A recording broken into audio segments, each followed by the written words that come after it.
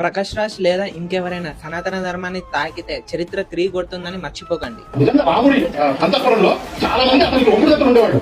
అతవాళ్ళతో సుఖించేవాడు. Favourite dish అంటే రాముడికి వివాదాస్పద ఫిల్మ్ క్రికెట్ నటుడు కత్తి మహేష్ కనుమూశారు. 10 రోజుల క్రితం రోడ్డు ప్రమాదంలో తీవ్రంగా గాయపడి చికిత్స పొందుతూ మృతి చెందిన సినీ నటుడు కత్తి మహేష్. నువ్వు కావాలంటే లక్ష్మణుడితో వెళ్ళిపో, లేకపోతే భరతుడితో వెళ్ళిపో, సుగ్రీవుడితో వెళ్ళిపో, విభీషణుడు రాక్షసుడితో వెళ్ళిపో, అని నేను మాత్రం నేర్చుకోలేను. మాస్టర్ ప్రవీణ్ మృతిపై సమగ్ర విచారణ కొనసాగుతుందని ఎఫ్ఎస్ఎల్ రిపోర్ట్ ఇంకా రాలేదని అది వచ్చిన తర్వాతే పోస్ట్ మార్టం. రాముడు లక్ష్మణుడు ఈ దేశ అస్తిత్వానికి ప్రతీకలు. వాళ్ళు వరుస కూలీలని అవమానించడం మీ గణితం తప్పిందనడానికి ఇదొక నిదర్శనం. కత్తి మహేష్ తో మొదలు పెడితే ఇంకెందరో హద్దు దాటి మాట్లాడిన ప్రతి ఒక్కరికి కాలమే సమాధానం చెప్పింది. అంబేద్కర్ గారు అప్పుడే చెప్పారు, మతం మారితే దేశద్రోహులు అవుతారని. ఆ మాటలు ఈ రోజు అక్షర సత్యాలు అవుతున్నాయి. ఈ నేలలో పుట్టిన ప్రతి గడ్డికి తెలుసు, రాముడు అంటే దేవుడు మాత్రమే కాదు, ఈ దేశ ఆత్మను అవమానిస్తే అనుభవించక తప్పదు. సనాతన ధర్మ is eternal, don't cross the line. జై శ్రీరామ్, భారత్ మాతా కీ జై.